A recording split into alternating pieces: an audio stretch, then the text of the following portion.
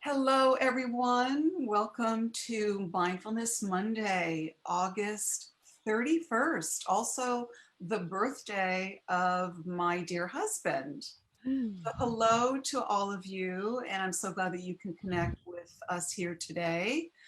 You know, when I think of how much time has passed since the beginning of the pandemic, it's hard to believe that we're going into September tomorrow. Yes, September. It's already going to be September.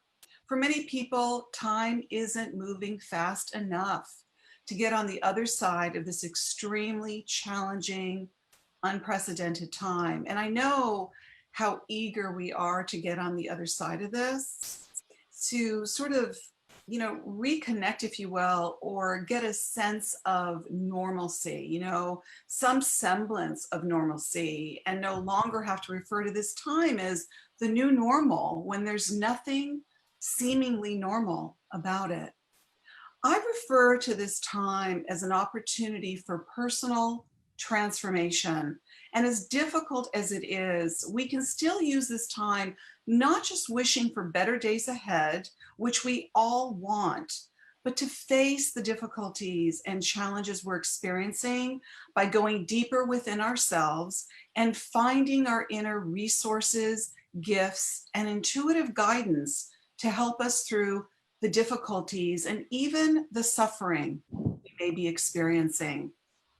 Many of you have heard me say that one of my favorite quotes is by French philosopher Pierre Teilhard de Chardin, which is that we are spiritual beings having a human experience. And the type of human experiences we're having right now are really testing our spirits to have fortitude and courage and lead the way to overcome the challenges we are dealing with right now.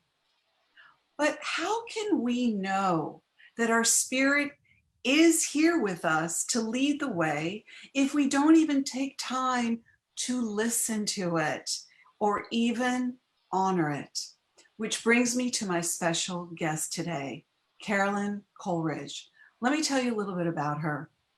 Carolyn Coleridge is a licensed psychologist. She is a Columbia University trained psychotherapist, energy healer, and practicing intuitive. She has been licensed in New York, New Jersey, and California as a psychotherapist. She volunteered for 6 years at UCLA as an energy healer, working with the complementary alternative medicine team for the pediatric pain clinic under a pediatrician. She has appeared on CNN and also Chrisley Knows Best. She has worked in mental health for 25 years, teaching spiritual wisdom, mindfulness, and energy awareness in a major HMO. She has written 3 books: Honor Your Spirit, which we're going to talk about today, How to Work with the Universe, and Soul Wisdom, Inspirations for Living a Spiritual Life.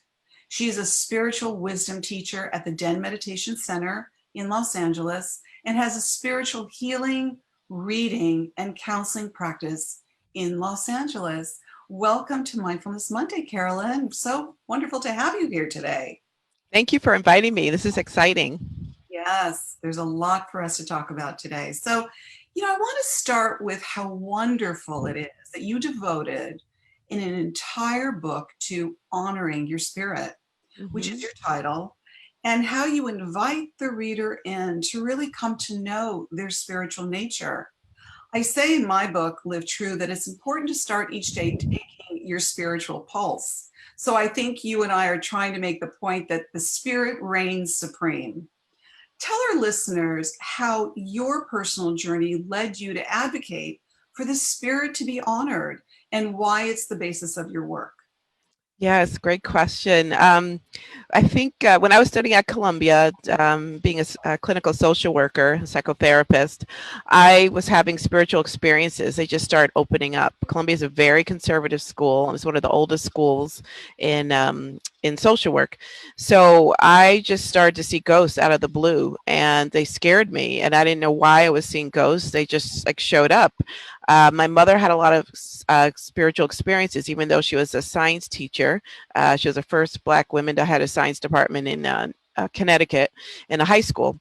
So but she was very scientific, but she also had spiritual experiences. So when I called her about it, I said, "Mom, my God, I'm seeing ghosts. I'm so nervous." She's like, "Oh, okay, great. What are your grades like?"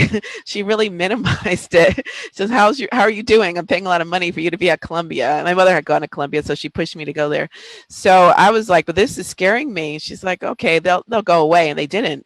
So I sought out a spiritual reader because I would wake up and they would be staring at me. They would be talking to me. They would ask questions, and they looked real. And I was like, "Why is this happening at 28?" When I was there. And I realized that it was my Saturn return, which is a time when your soul Saturn comes back in your chart, and it helps you put your life onto your journey. But from that, I started to seek out a reader, and she said, "Oh, you're supposed to combine psychotherapy and psychic work." And I said, "No way. If I say I'm hearing and seeing things at Columbia, they're going to put me into the loony bin." That's in LA, we call it a 5150. I said, "I can't tell people that." But she's like, "Well, you should, it's part of your destiny. It's part of your heritage."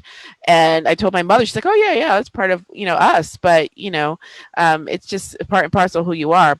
So because the spirit became a guiding force in me, then I started asking questions like, why is this happening, universe? Like, why is this happening now? And I was reading You Can Heal Your Life by Louise Hay, and I knew that if you ask the universe, you'll get a response. I started getting trained in that type of thinking. So I would go out in Manhattan and I kept asking, like, why is this happening? What's going on? And 5 people came up to me and said, do you know how to find the World Trade Center or downtown or Chinatown or, the 34th Street? And I'm like, sure, here it is. Next weekend, there was 10 people. Next weekend, it was 15. And then like hordes of people kept coming up to me, and it was so bizarre. I kept asking the universe, why is this happening to me? What's going? And then my friend and I looked at each other and they're like, "Oh, I'm supposed to help people find their direction." So it wasn't it was a literal figurative example of what, and it wasn't a physical direction on the earth plane. It was their spiritual direction. I was helping them literally find directions. After I got the message, nobody asked me questions anymore in Middle of Manhattan. So I realized there was this dialogue with the universe of going back and forth, and that the universe was responsive to my questions, inquiries, and also to evolve my soul. And then when I started to listen to my spirit more, that energy that pushes you forward something and pushes you away from other things, that life force within you, I realized that the spirit is very sacred and it's our guiding force on the earth plane. And that we really have to not just listen to it. We don't have to like put it on the side, but we need to honor it, because this is why our souls, we come here. We come to grow and to learn and to evolve and to help others, to love and to create. And all these things are in our soul. It's in our aura field. It's in our connection to our meditation and being present. And as we connect to that spirit and honor it, we start changing our lives. So, It's interesting because, when you talk about therapy and then going into the psychic areas or the paranormal, if you will, which always connotes something that's just very otherworldly and esoteric, and many people are not comfortable with it because they don't know what it is, which is interesting for me because I'm all for talk therapy and depth psychology, which goes deeper into mhm. the unconscious. And I myself spent many years in Jungian analysis. It Mm, was life changing for me. But even Carl Jung, who had a number of psychics in his family, I mean, they used to do mm, seances, mm, that it was his lifelong engagement with the paranormal that actually influenced his theory of synchronicity. mhm, You don't hear that. That's not talked about. Synchronicity, which has become just something that we use in our daily references to coincidence, if you will. But if you really probe deeper into where he came from as a psychoanalyst, it's fascinating to hear where the therapies are combining with these areas that really are very much directed towards the spirit. So, it's so interesting that you were able to, through understanding that these messages were coming to you, that really was your life work, do you know? And I'm mhm. seeing that more therapists are integrating these other modalities into their work. So how was it for you when you initially started to combine the two, if you will? when you Yes. we're working with your patients, and, Yeah. and and tending, if you will, you're tending to their spirit. Okay, that's really what's going on. Yes. And that's the part that came to grow and learn. And that's the part that's going to pulled you in. And that's the part that's going to take you out. So we might as well listen to it and honor it. And at the beginning, I have to agree with what you say in terms of paranormal. It was a little scary to me. And it was the exact difference. So I wasn't like, oh, I'm going to be a healer and intuitive. And that's great. No, I hid it for years. I would slowly and quietly go to classes at the Open Center in Manhattan or a spiritual circle in LA. I mean, in Manhattan and Chelsea. And then I would do Reiki circles it was all in New York. I did my training. I went to the Edgar Cayce Institute. They had one in New York, and I trained as an intuitive just to really stop all the ghosts coming and knowing why is this happening. And but I was still, a straight laced therapist during the day.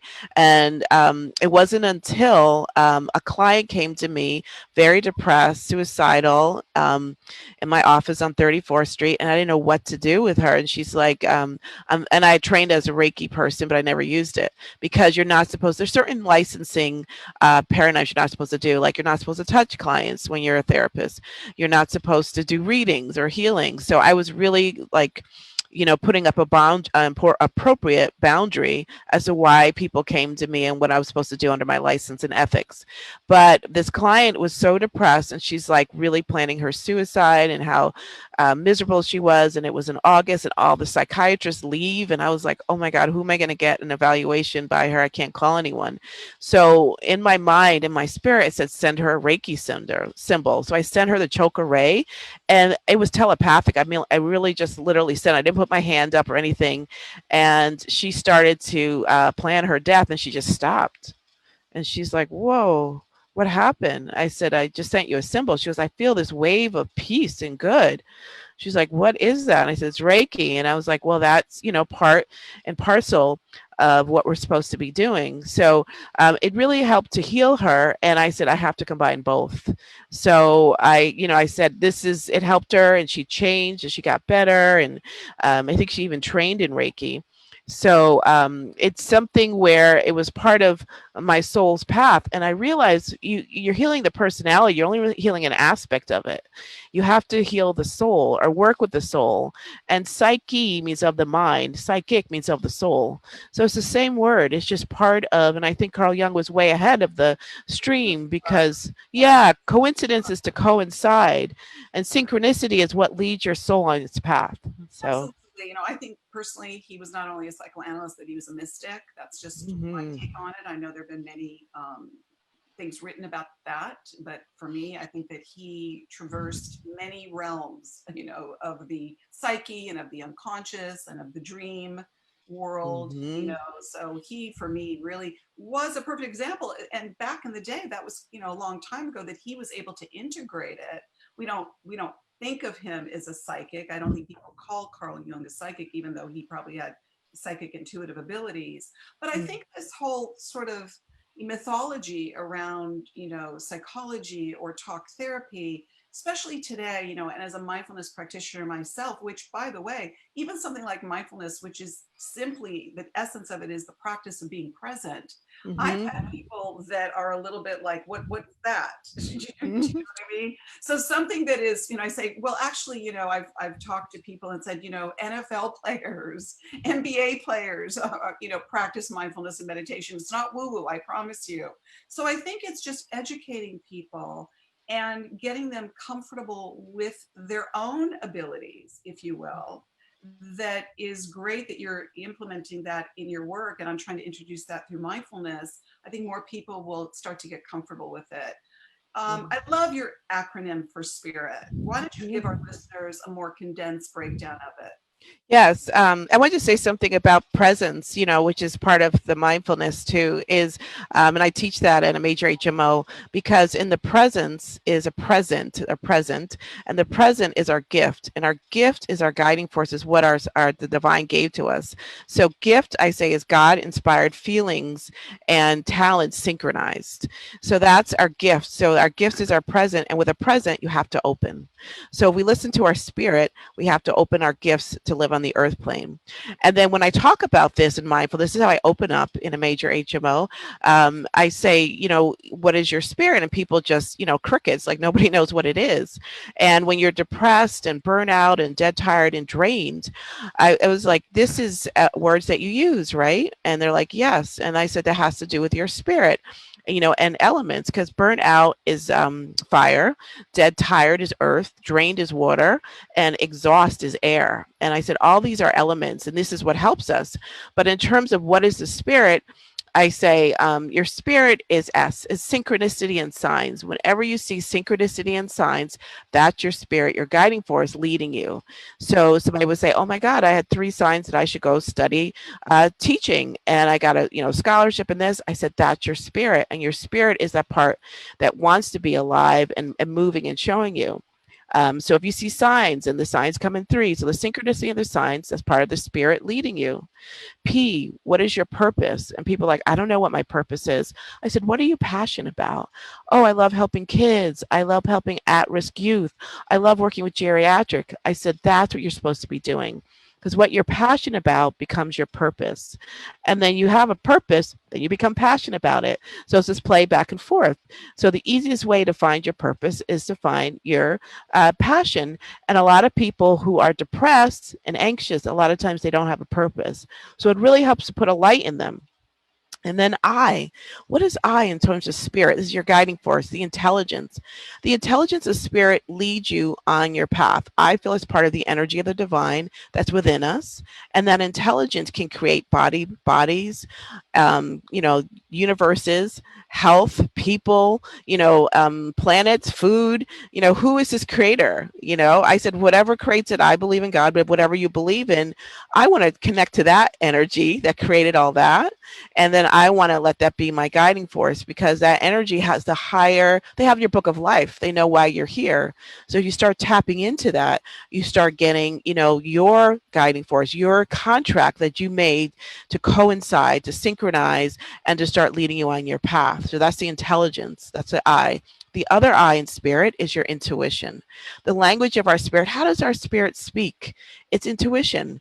It speaks through our body, through our stomach, through chills, through aha moments. It speaks through, feelings and aha moments and dreams. That's our intuition and intuitive awareness, and just kind of feeling what's, right and wrong. So when you enhance your intuition, and you do that through meditation many times because you're in the quiet, in the space, that can help your spirit to become more activated. So then the R, you have the spirit, it has purpose and passion and synchronicity. How do you take care of it? You have to renew and rejuvenate it. I really highly recommend smudging with sage and with essential oils and going to nature. That's how you renew your spirit that loves the elements. Again, as I mentioned before. So you have to renew and rejuvenate this guiding force, this parameter of energy. Then the then the other I is inspirational, part of the spirit. What inspires you is what your spirit is leading you to. Maybe you like music or dance or art. You're a creator and you need to go into that energy. So that if that inspires you, either do it as a career or let it help heal you when you're overwhelmed. So the other I is insight. When you have your gifts, you're more insightful than other people. If you're an artist, your insights are amazing. If you're a writer, you have other great insights. If you're a dancer, your insights and be able to move a certain way will be enhanced with your spirit. So you'll have that gift. And then the last T is truth. Whenever your spirit speaks to you, that's your truth. And you have to trust it. That's the other T, because that is the part you, again, that brought you here. And that's the part at the end of your life that will take you out. So you have to, listen to that truth and trust. If you get the chills, move forward. If you get the coinciding coincidence, then that's spirit speaking to you. I think it's wonderful that you break it down like that, because I think for people, I know for me that when I teach mindfulness, even if you explain what something is, oftentimes for people it's not experiential. So it becomes more of an intellectual concept for them. So breaking down even a word like spirit or what it means to be present, to really walk somebody through it so that they can have those experiences and have a relationship to all of the things that you just mentioned, literally breaking it down as an acronym, really starts to open them up to having a experience with the very concept that they want to go towards, but they don't really know maybe how to do that. Do you know? So I think it's Yes. lovely to break that down for people. And the whole idea of the universe speaking to us, which you talk about also in the book, that can also be abstract for people because the universe can feel so huge and overwhelming for people, and then they can feel so minuscule, so small, that they don't really understand, like, well, who is listening to me? The universe seems like an abstract notion, if you will. So to connect people to their spirit, to start with that, you're already opening them up towards the expansiveness of knowing that there can actually be a conversation with Hmm. not only them with their own spirit, but with the universal spirit, if you will, Yes.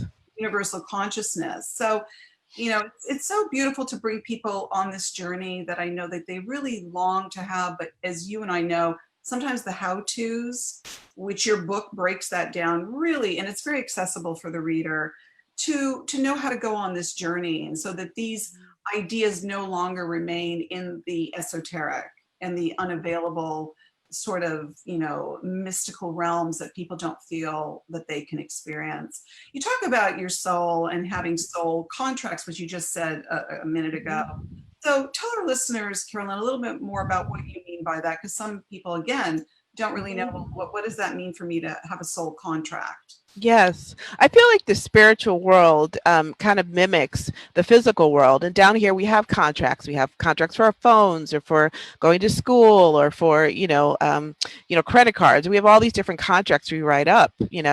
And in the spiritual world, we have contracts too, and we have contracts with various souls. For everything's about growth and about life lessons, so our soul can evolve and create more life. So you might have a contract with a person, like to learn about mindfulness, or to have a marriage, and you feel that's what this chemistry about. The two souls feel this connection, like I feel like I know you, or I feel a synchronicity, or I feel pulled towards you. Whatever you feel pulled towards, and that's using your energy body, your spirit. That's your spirit pulling you. That's usually a contract. And if something pushes you away, you got to listen to that also. So the contracts are these lessons and these things to help our soul grow. Like I might have a contract to be an intuitive and a healer. I didn't know, but I felt pulled towards that work. Somebody might have a contract to invent, incredible scientific inventions. They feel pulled to do it and work hard. And this is the time of the creator. This is like the Aquarian age we're in now. That's why everything is breaking down. So a lot of people's contracts they're like, what's going on? Because we have to be the creators for that. So we have soul contracts, we have spiritual contracts with people, we have karmic contracts, cultural contracts. I think maybe the African Americans had a contract for the civil rights movement. Maybe the Jews had a contract to teach other people about the Holocaust. Like, I'm not privy to everything, but you can see that there's contracts all around the world. Native Americans may have a contract. That's a cultural contract. And then there's women may have contracts. Right now, the divine feminine is coming in. The Me Too movement was breaking down. Shouldn't happen, and now we're going to start, uplifting women to their ability to be creators. And we're in the Aquarian age, and women create life. So what a powerful thing, and we've negated that. We're on a female planet, so and that I feel like that's a contract too. We have to honor the female energy. We're on a female planet. It's like we missed that piece. So a lot of contracts are done, and you feel it. And some people know the contracts because they have deja vu, which means already seen. You go to a certain environment and you're like, that seems familiar to me. I feel like I need to go to that institute. Or they have a dream. And I remember I saw a dream that had a name of a psychoanalytic institute that I had to go to. I just saw the name. And then later I saw paperwork. I'm like, oh, I should go to that institute and train. It was so clear in my dream. Actually, the more we meditate and we're mindful, the more we open up those realms into spirit where we see and hear truth. So that's why it's such a great practice. So, and when the contracts can be broken, Right. I um, was going to say that they're not, no, not fixed, if you will, that there's a malleability to them. And then there's a co-creation of contracts, So yes, I really like the way in which you talked about, for me, it's the understanding of that what's within those contracts is the lessons, or the lessons, if you will. And it's like you said, you go into a agreement, whatever we want to call those agreements, contracts, relationship to something that you have to learn from, do you know? Mm-hmm. And Yes. they can continue on. I really do believe in the time continuum. So I think for some people, they'd be like, well, can I break my contract, or am I forever locked into my contract? I think that there's this constant evolution with the contracts that we make at a time where, for me, also contracts connotes more commitment, if you will. That Yes. we're making a commitment to the learning. Mm-hmm. We are there to learn, and we have signed on for that, if you will. Do you know? Yes, I feel like we have a book of life, and some people call it the Akashic Records, and we sit with the divine, and we have this information that we're supposed to like do, and it's almost like an actor on a stage. There's certain marks you're supposed to hit, and if you don't hit them, there's no something negative or punishment. It's just this is an experience, and I think sometimes we're all too hard on ourselves, and sometimes people felt like, oh, that was the one, I should have married him or her, and that was a contract maybe unfulfilled. Now you feel it in your heart. You're like, that could have been. But we also have universal laws. And one of the biggest, most important laws is the law of free will. The energy of the universe, you can do whatever you want. It's your free will. And you might feel it in your soul, but it doesn't mean that you get negated at the end of the day. It just means like you might have missed something, but you can co-create something else. There's something else. We're not supposed to be sad. We're not supposed to have these horrible experiences. Some contracts are help other people to open up. Like the Mothers Against Drunk Driving, that may have been a painful soul contract, but look how many people she's helped. I don't know the person's name who created it, or the Amber Alert. People have these experiences that their names later live on, and that's how we honor contracts that were painful, because we say, well, no, that's why people build foundations. Let's let people learn about what's going on, and then that's like at the end of the day, when you go back to the other side, you're like, oh, you helped so many more souls. Because our souls and our personalities are very different. Our souls want to help the planet evolve. We want to help other people. We want to help ourselves. We want to learn lessons. And if you listen to your contracts, you'll do all those and clear karma. But if you don't, you won't. But you can come back, or you can recreate, or you can, do, I don't know all the laws there, but I got, some insight onto it. But it depends on what you want to do. But you can also create something new, just like universes die, and they open up. That they open up again. So there's a lot of things that you can shift and change. That's why we have lawyers. People get out of contracts. Our lawyers, our lawyers are our own soul. Some people might bristle at the word contract because it sounds so finite, if you will. Exactly. Yes. I said, and again, I look upon it as more of it's a understanding, it's a relationship, and for me, the way I interpret it is, I'm making a commitment. I'm signing on for this, and I don't mean literally writing my name on a piece of paper, but I'm availing myself to this experience. So therefore, it's contractual in that I'm showing up for this because my will, my freedom of will wants me to. So I think if people understand that it's not something that they're being forced to do or made to do, but that they are wanting to do it willingly, they can look upon it as, wow, I'm signing on for something. I love to use the expression signing on or showing up. Yes. That doesn't mean you're signing your life away to it. Do you know? No. So, Carolyn, let's talk a little bit about soul attributes. And in your book, you call toxic soul qualities and positive. Talk about toxic soul qualities and positive soul qualities. So, I want the listeners to know more about that as far as how it pertains to the qualities of the soul. Yeah, so there's different things that can help your soul evolve. And as we're moving from the third dimension to the fifth dimension, which is a higher vibration, we want to kind of listen to things that help us feel good. So our soul like things that feel good, like compassion, like love, patience, serenity, goodwill, all these things, peace, a very high vibrational energy. So when we start moving towards compassion, or even in mindfulness, loving compassion towards ourselves and loving kindness, then our soul starts to evolve and we start helping other people. Our energy starts shifting and things start helping in a positive way. So those are positive attributes that our soul goes towards. And in our earth plane, which is kind of heavy and dense, there's a lot of fear right now. There's a lot of negativity. There's anger and there's rage and there's manipulation and there's abuse. Those are negative qualities. These are all choices.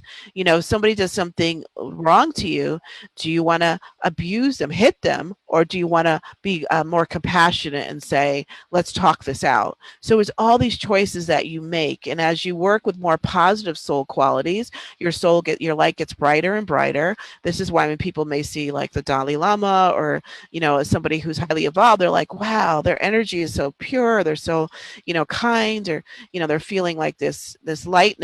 Is because they're emanating through their aura and through their choices love, compassion, gentleness. Then again, if somebody's reached negative qualities of anger and rage, people retract from that. And you the Dalai know Lama, I just want to interject, the Dalai oh. Lama, of all people, who, what he went through with his own people, that Mm, they were displaced people and had yes. to leave their homeland and reconnect into another environment because of persecution. So, and Mm, talk about a soul that emanates kindness and compassion and ultimately forgiveness when mm, they've been through so much discrimination, so much prejudice, and we're seeing these things played out over and over again on the planet. And yes. are we rising as you're describing? Are we rising in our higher soul vibration, or are we resorting to more baser energies, as you're talking about, that are more fueled with anger and hate? Yeah, and I think it's a combination of both, because as you mentioned that story, Mandela did the same thing when he was in South Africa. He was really like forgiveness, and how can he do that being jailed? But he was able to give an example to other people. So I feel like there's a combination. There's literally, when people say there's all this metaphysical stuff, there's two earths. I feel it's choices. There's like 3D, which is more about competition, anger, aggression, and negativity, fear. And then 5D is like a higher vibratory energy of love, compassion, light, oneness. Let's come together. So we're seeing, as we're going from the Piscean age, which was 26,000 years, that's the Mayan calendar when they ended it on 2012, 2012. Um, December 20th, 2012, that was allegedly the end of the Mayan calendar. There was the ending of a cycle, and we're going more into the Aquarian age. Now, very interesting, some research shows that in Ethiopia, where they believe that the civilization started in Africa and probably in Ethiopia, because they found Lucy there, the oldest person, that it's 2012 in Ethiopia, because they have a 13-month calendar. So right this year, so many ways, this is 2012. So we're seeing a transformation from the Piscean age, which is like ask God help me, to like the Aquarian age, co-creators. So as we create, it's hard to create from fear and anger unless you transform it, like the civil rights movement. You have to use those, the passive resistance movement. So transforming it, getting the anger. Yes, I'm angry. What happens? But how can I go into peace? How can I exemplify that? How can I teach that? So these lessons are coming back over and over, different cultures, different times, to reteach us that our souls don't like the anger and the rage. They like this, but there's still a lot of people putting out and doing negative stuff. But you can't, all the times you can't meet fire with fire, because it becomes dynamite. Do people need to be angry? They can be, but like in my book, I say you can't stay there, because that's gonna, implode and then create more, because the universe is magnetic, and what you put out will come back. It's true. Yeah. And I understand, even with my mindfulness work, people will ask me, well, what about anger? Or I wrote a book on transforming negative and fear-based thoughts. It's not like I'm saying we're never going to think a negative thought again, or a fear-based thought. These are givens. And when people feel justified to express their emotions, I say, be with your emotions. They're real. Mm. Observe them. but the goal is really to take that to a higher level of consciousness. So we may be seeing such a condensed expression of these denser energies, if you will, which I think are lower vibrational energies based on survival. Do you know? Mm-hmm. For me, it's very much the old sort of reptilian instinct of like, we have to survive no matter what, and even go into the notion of being threatened by others that challenge our survival. So I look at this type of behavior and this type of interactivity is more of a baser consciousness. So clearly what you're talking about is we have to learn, and even if there are lessons that repeat over and over again, we're going to find ourselves having to learn them over again. I always think of that, the famous quote of Christ, forgive them, Father, for they know not what they do. I mean, how long are we not going to know what we do? Yes. Getting a little old, people. Yeah. Well, You know there's, what I mean? yeah. So Yeah. go ahead. Well, I'm just saying there's people on, that's part of the earth is a school. And there's like nice people, there's a cool group, there's the angry group, there's the gothic group. There's always different people going to be here because that's how you grow and learn. There's always a duality is going to be on the earth plane, the yin and the yang, the male, the female, the black, the white. There's always that balance because that conflict. And then from that, you make choices, makes us grow. And that holds actually the earth plane together. That kind of, the sun goes up and it comes down. The waves go out and it comes back. What you think will come back to you. It's like, what choices do you make from that? And then we need people to open up to a higher truth, like Mandela or the Dalai Lama, who've gone through it. And as an example, like, or Christ, I can make a different choice. Look what happened to them. So there are teachers, there are true masters and teachers that can help us overcome these things. And that's what I was trying to say in my book too, that I've had darkness happen, but then I try to overcome it. What was my next step? By asking the universe, and the universe would tell me, like when to say, sue. And I was like, I heard, do not sue, do this. So there's different things that can happen. It's not easy. Choices. We have choices, but when we talk about the Yes. great masters, if you will, those that walked the earth before us, and we speak of their wisdom, we can. It's easy for us to espouse the wisdom that has been told from those that walked before us, but we forget very easily what they came to teach. And there we go again in this karmic samsara psychic wheel of repeating over and over again and not really taking in the words of wisdom. So I think it's really incumbent upon us to, if we're going to look at those people and say, I look to them, it's very easy to look to them in religious context. We go to religious places to pray. We believe in for those that are religious or those that are spiritual and not religious, what are you going towards to draw from? We can't keep espousing and pontificating these words of wisdom, but living very opposite to what those words meant. I want to go a little bit into. I wrote an article for Huffington Post many years ago, and it was called "There's a spiritual shift happening. Do you feel it?" And there's a lot of things that are resonant in your book, and it's for those that have been speaking about a spiritual shift, like you and I have been talking about it probably for a while. We are clearly experiencing a major one now. I think we're always in the throes of spiritual shifts, but this is a major one. And, you say in your book, which you wrote a couple of years ago, that things are shifting at lightning speed right now. I couldn't agree with you more. So, let's talk a little bit about that, Caroline, about why it's so important to listen to our spirit at this time when we're in the throes of a very accelerated spiritual shift right now. Yes. Well, and I'm glad you touched on the word religion, because I think you see the religions breaking down too in some ways. I'm not negating it. I grew up, my father was a minister, but religion comes from the word regulate, which means to regulate something. And spirit comes from the word spirituality, breath. And that's the life force. So we're moving from, and spirit loves to create. So from regulating ourselves by somebody else's paradigms, like the government or, schools or food systems, to what is our breath, what is our spirit, what does our truth say, what we need to do. You have to get rid of systems to create something new. An artist does not create on an already made palette. They have a clear palette, and then they start creating. So where everything is breaking down right now, now, the food's just GMO that's manufactured, the government, the school systems. Now parents are home with their kids. They're like, what are you learning? I don't like the way you're learning. They're starting to see different things in the school systems, the the banking systems. We're seeing truth in everything about banking and money. A lot of these truths that were hidden are coming forward for us to really see and trust, and also to practice on trusting your intuition. What feels right? What feels, that what feels right or wrong, and what do you want to create out of this?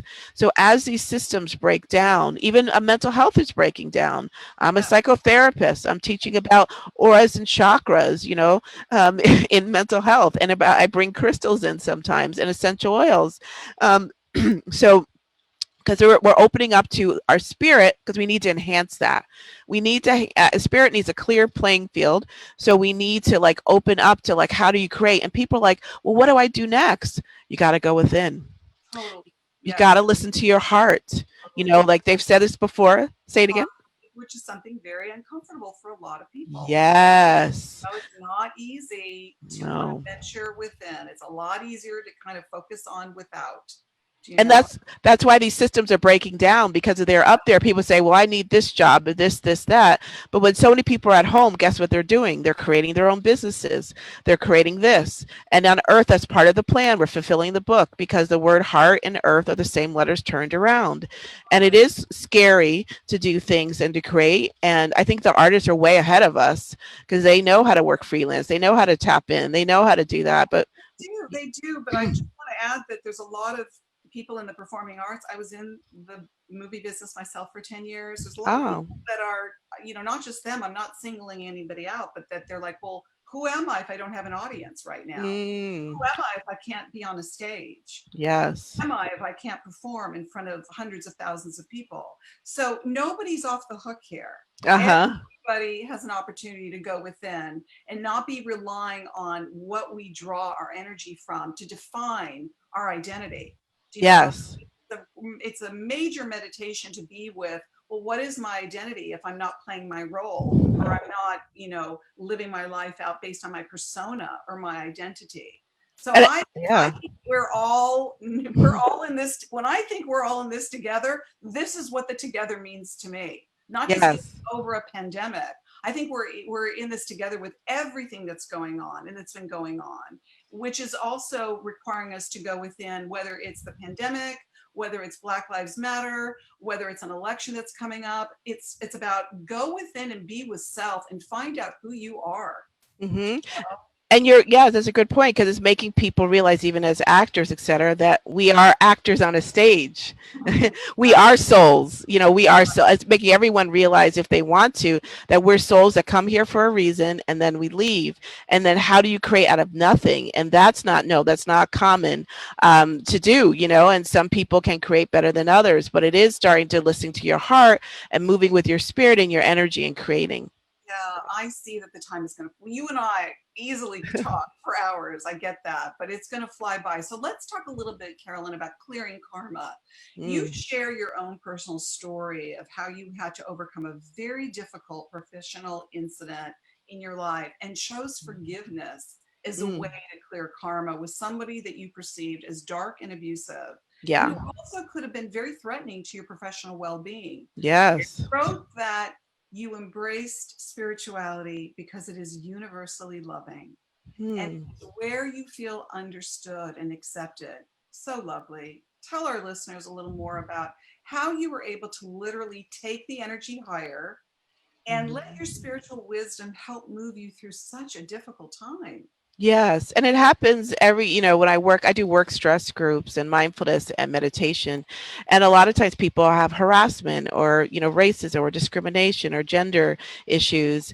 And a lot of times underneath that push, that negativity, they're either supposed to teach the person or they're supposed to create something new. And that whole incident was, because I was doing spiritual work and it was a little threatening to the paradigm, because people were getting better. and people were getting faster, and I was helping them to tap in, and I was actually teaching meditation. I thought that was weird too. But what happened is that I realized that I was age 36 at the time, that I asked Spirit, why is this happening?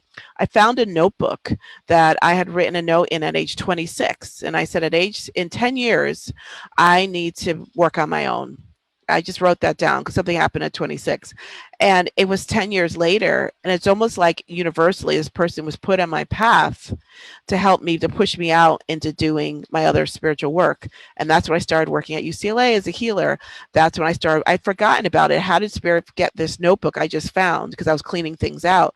So I realized this might have been one of those contracts, that I really didn't like this person, but maybe on the other side, we made a contract to say, like, in 10 years, if I don't do that, push me out. So I believe, is racism real? Yes, it's real, but you don't have to, but the world is an illusion. So you don't have to play into that. So after, it was hard, but I pulled out. But then my life really took off in many ways. Now I was angry for years, but I said, if I end up the same way, um, what will happen is that I won't learn that. I didn't learn the lesson. And then I asked the universe, and I heard very clearly, God said, why don't you work for me? And I looked around, I'm like, and it, why don't you work for me? And I was like, why? Because I was doing so well in the job and I was getting high scores. And the message was, the pay is good, the work is steady, and the retirement benefits are out of this world. So so the divine has a sense of humor. And then I got the job at UCLA, and then I started doing readings, and people calling me out of the blue. I was like, how did you get my number? I was hiding it for years, but that was my soul path. So sometimes we can look at something tragic and make it a triumph and It's reform true. things. I like to say the sweet spot is on the other side of the pain. You Mm, gotta move through it. You really do, yes. and rather than to avoid it, and again with these practices of breathing through the difficulty and knowing what awaits you on the other side really is the bliss or the sweet spot, if you will. Share your story because we're going to move quickly now through some of the remaining questions. Share your story. It's really lovely about the wilderness boy. Um, Oh, and yeah. how using the healing work that you do helped him and how you've helped other young souls with the work that you do. hmm So at UCLA, I was doing energy healing with two pediatricians, a woman, Lonnie Zelter, who created the program. It was really amazing. Um, and I was doing energy healing, hands-on healing. And he had chronic pain in his heart. He was like maybe 19 or 20. He was just over the pediatric age, but they could not find anything wrong with his heart. And he went through all these medical texts all the time, over and over and over, and they realized it was, and this is a lot of the kids that come to the program, we call them empaths, sensitive souls. Judith Orloff talks about the empaths. Oh, And wonderful. She's a dear friend. oh yeah, and she was the one that got me onto CNN with her, and I think she's friends with the woman that was at Lonnie Zelter, who was at UCLA. So and it's actually really transformed a lot of people I've helped using that word empath and giving out her work at the major HMO I work with, because a lot of them are so sensitive, but I feel they're brought here to help the souls evolve, to help people. If we're sensitive, so sensitive, we know other people are going to feel, then it'll help us with the karma. We won't make these bad choices, like go to war or whatever we do. So this young guy, I'll call him Eric, he had a lot of pain, but it was energetic pain. So I would do the healing on him and use crystals. He said, wow, I feel so more positive. And over we would feel like he was close to his mother, but most closer to his grandmother who had died. And his grandmother was his caregiver. His mother went to work, and his grandma was very nurturing. He's very heart centered. So after I kept doing the healing, and he was like maybe 20. He never had a girlfriend in high school. He was always like out. He had a girlfriend. His heart opened, so it was heart pain, heart ache. His heart chakra closed, and he would bring the little crystals. It was so cute, and he would bring them in his back, and we put them on his chakras, and then we would do the healing. And then another interesting thing, every time he went up north, he felt he didn't have pain. So there's something about nature that helped heal him and got rid of that energy, because his heart opened, his chakras open. So that was and then he was in a relationship, and then he did better. But So yeah. beautiful, so beautiful. I want to Yeah. segue into. I had a schizophrenic sister, and I consider her one of my greatest spiritual teachers in my lifetime. and was the inspiration for me to embark on my psychospiritual path and to learn more about the mind and the psyche. When you mentioned anthropologist Dr. Alberto Villoldo, who studies Mhm. shamanism in many cultures and has a different view of schizophrenics, it really resonated for me. You say Mm. that in his book, Healing States, that when people, from his book, that when people are schizophrenic in Peruvian cultures, they are considered untrained shamans. My sister was extremely psychic and extremely intuitive, and I only wish that her gifts could have been fully realized on her life journey this time around. Have no doubt, next time around, she is in the etheric angelic realms as far as I'm concerned.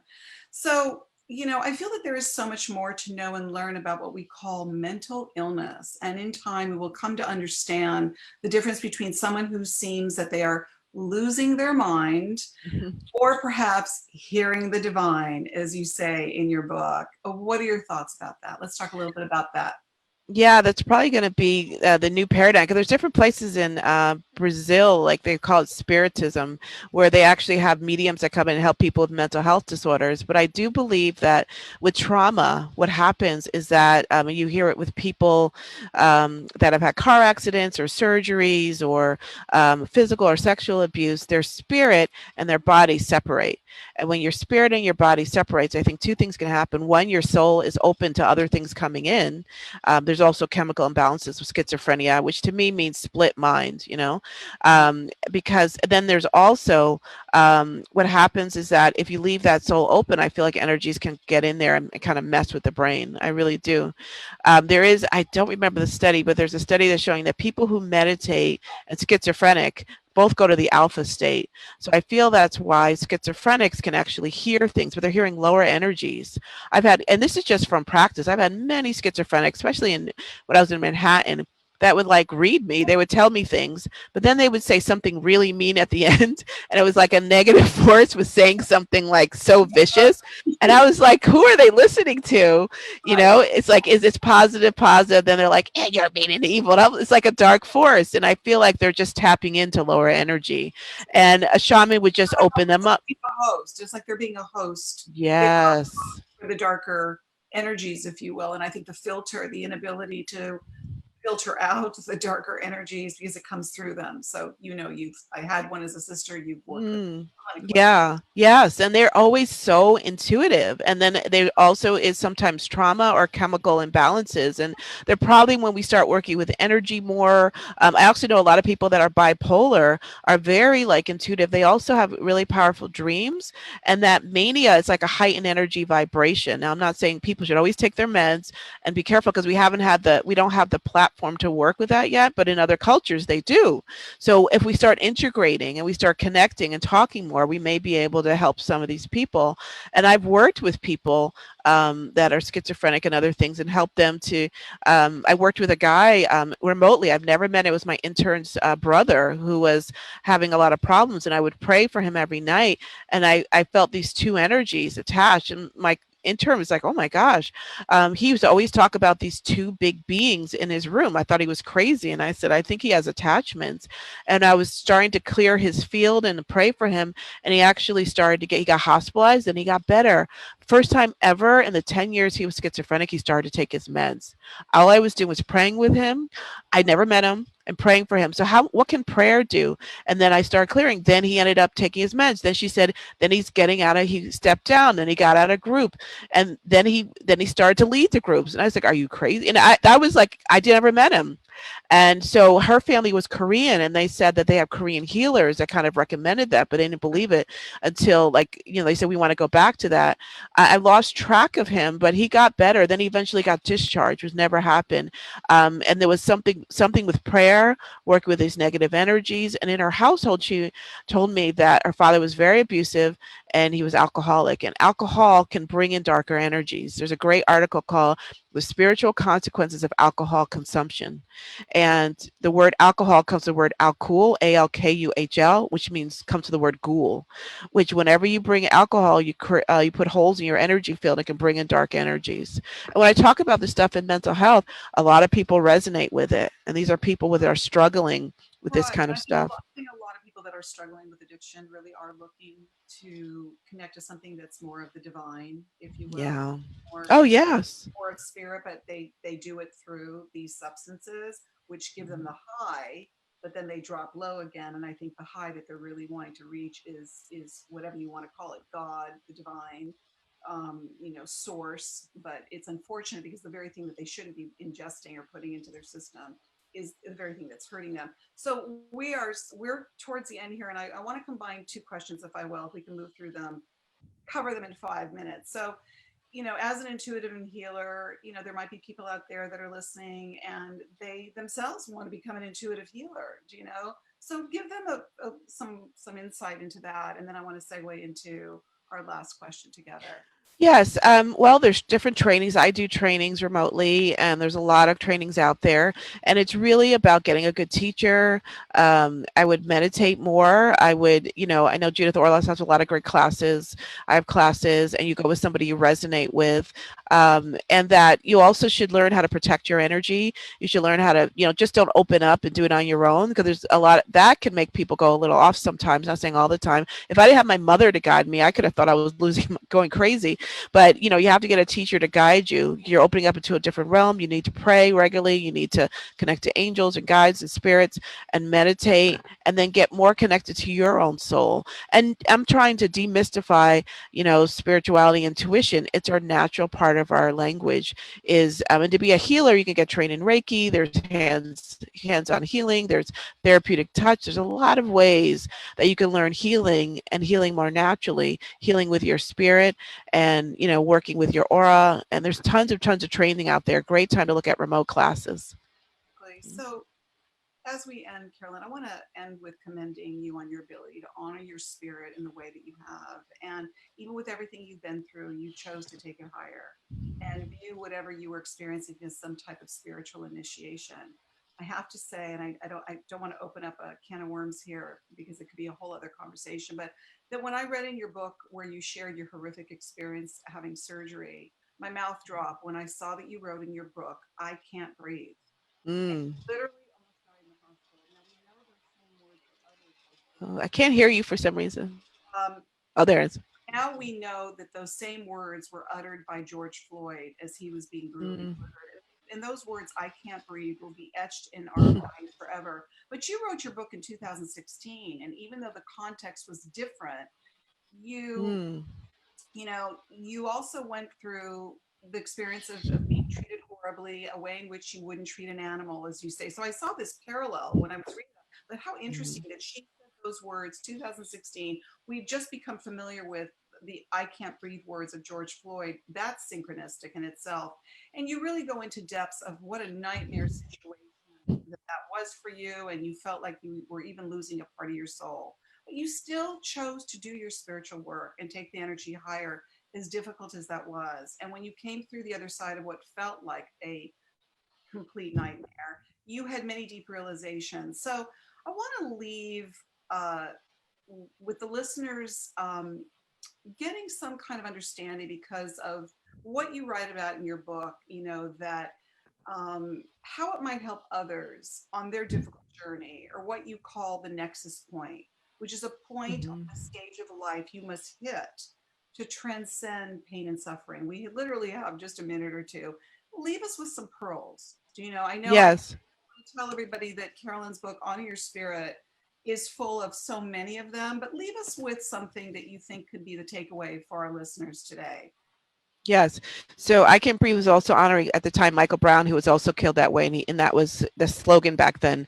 Was killed by the police, but and it was just the same time. I felt the same way, but I think that a lot of times dark energies or systems kill the breath, and it could be a lot of different things, different cultures, the Holocaust, the killing fields in Cambodia, like the kids, people at the border. There's different ways that the Trail of Tears, but I feel like we're all souls and we're all here to grow and learn. And if we can learn a lesson from that, I went to the other side and heard the divine, and that gave me more light. And I found my assignment. Next time I told him, I said, next time don't kill me, give me an email, a Gmail, Godmail.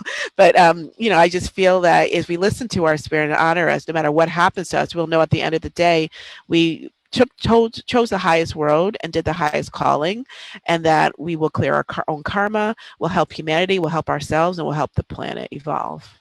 Beautiful. So I want to thank you, Carolyn, for Thank you. Thanks. today. So lovely having you. And for those that want to know more about you, what's the best website, or give us that. I'm on Instagram. I'm Intuitive Solutions. You can follow me there, and on Facebook, I have How to Work with the Universe. It's a group where I talk about universal dialogue. My website's intuitivesoulhealing.com. Beautiful, beautiful. So thank Yeah. you to our listeners for being here with us today. May you honor your spirit today and all the days that follow. Until we meet again, from my heart to yours, stay safe, stay present, stay kind.